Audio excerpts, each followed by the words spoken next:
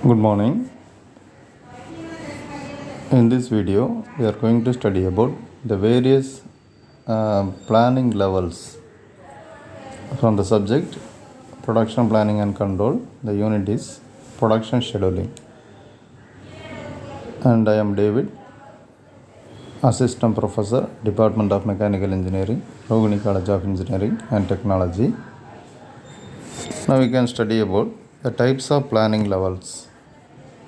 First, short range plans, then intermediate range plans, then long range plans. So, in short range plans, these are the activities will come, that is job assignments, ordering, job scheduling, dispatching. So these are the activities are considered as short range plans. Then in intermediate range plans, so some the activities coming under this type of plans are sales planning, production planning and budgeting, setting employment inventory, subcontracting levels, analyzing operating plans. Then long range plans. Long range plans are R&D, new product plans, capital expenses, facility location expenses.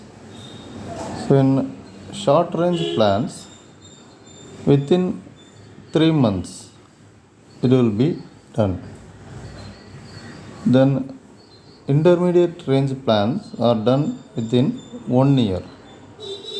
Then long range plans are required 5 years. So these are the hierarchy of type of plans. Next, we are going to study about the aggregate planning. Aggregate production planning is concerned with the determination of production, inventory, and workforce levels to meet fluctuating demand requirements over a planning horizon that ranges from 6 months to 1 year. Aggregate planning is a planning method in the production process, which is also considered a marketing activity used to determine the required resource capacity to meet expected demand.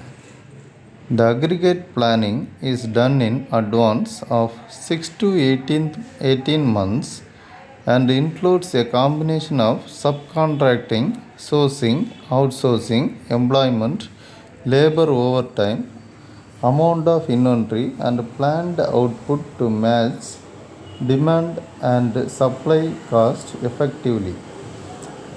This is a sequence of aggregate planning, long-term capacity planning, that is demand forecasting, aggregate production planning, master production scheduling, resource requirement planning, detailed planning and scheduling system. So these are the sequence of aggregate planning. Then we can study about the various elements of aggregate planning. So here the operations. In operations, the things are coming is current machine capabilities, plans for future capabilities, capacities, workforce capacities, current staff availability. Then distribution and marketing, that is customer needs, demand forecasting, competition.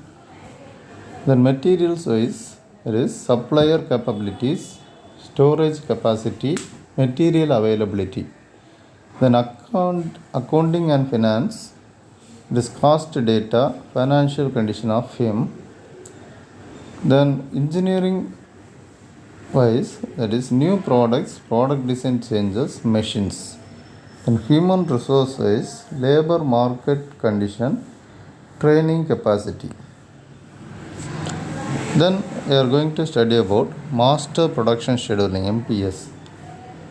MPS is a process that helps manufacturers plan which products and related quantities to produce during certain periods MPS is proactive in that it drives the production process in terms of what is manufactured and what materials are procured. As the name implies, the MPS decides what products are manufactured and when. The required raw materials are then identified by the finished goods bill of materials. The data from which is then integrated with current inventory data to create the MRP for raw materials procurement. So these are the sequence of master production schedule. So it includes capacity constraints, production policies, product characteristics, financial consideration, planned orders, forecasted demand, current plan, availability, planning horizon, calendar, capacity planning. So all the things are available here. So after consideration these things, master production will be produced as output. Main function of master production scheduling is achieve desired customer service levels, make the most efficient use of resources, maintain a desirable level of inventory. Then objectives of MPS are inventory control. MPS oversees inventory and attempts to keep a desired level of inventory available within the company. This is completed through making perfect use of resources available and minimizing overall cost and waste within the operation. Inventory control, one of the main objectives of MPS, and can benefit the manufacturing process immensely. Setting of due dates.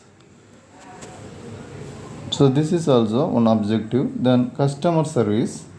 Better customer service is an objective of MPS. Then scheduling. MPS setups particular schedules for production of parts and components that are utilized as inputs of materials requirements planning. Thank you.